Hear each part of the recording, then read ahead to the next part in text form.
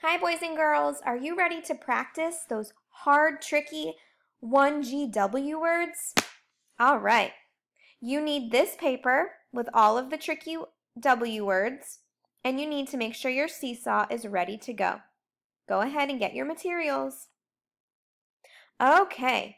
Boys and girls, you are going to take a picture of this paper, and then you are going to get on Seesaw and do a voice recording reading each W word for your teacher.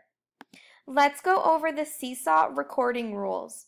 You need to make sure you have a Seesaw recording spot, somewhere quiet where no one can bother you or interrupt you. Make sure you know what you're going to say.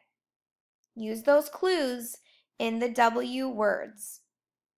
Press the microphone to open the voice recorder. Press this button to start recording. Make sure you use a speaking voice, not too loud and not too quiet. Press this button if you need to pause. Press the check button when you're done. I can't wait to hear your video of you reading the W words.